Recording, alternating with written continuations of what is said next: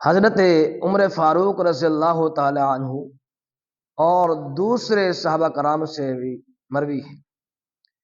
کہ سرکار دو عالم صلی اللہ علیہ وسلم نے ارشاد فرمایا کہ جو شخص 10 مرتبہ سورہ اخلاص پڑھتا ہے تو اللہ تبارک و تعالی اس کے اس پڑھنے کی وجہ سے جنت میں ایک محل عطا فرماتا ہے، اور جو شخص 20 مرتبہ پڑھتا ہے اللہ پاک اسے 2 محل عطا فرماتے ہیں،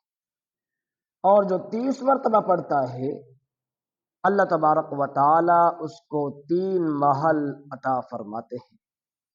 تو حضرت عمر فاروق رضی اللہ تعالی عنہ نے عرض کیا کہ اللہ کے رسول، پھر تو ہم جنت میں بہت سارے محل بنوا سکتے ہیں، اس لیے کہ یہ عمل نہایت ہی آسان ہے اور کوئی مشکل کام نہیں ہے۔ تو آپ صلی اللہ علیہ وسلم نے ارشاد فرمایا کہ میرے صحابہ، کہ اللہ تبارک و تعالی اس سے کہیں زیادہ عطا کرنے والے ہیں۔ تم سورہ اخلاص پڑھتے پڑھتے اور جنت میں محل بنواتے بنواتے تھک سکتے ہو، لیکن اللہ کی ذات جو ہے کہ عطا کرتے کرتے نہیں تھک سکتی، اس لیے کہ وہ عطا کرنے میں لامحدود ہے، اور جو ہے کہ اس کی عطا بے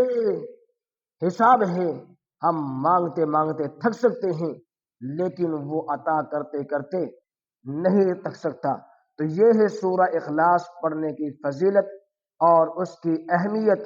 تو اللہ تبارک و تعالیٰ سے دعا ہے اللہ پاک ہمیں زیادہ سے زیادہ سورہ اخلاص پڑھنے کی توفیق عطا فرمائے۔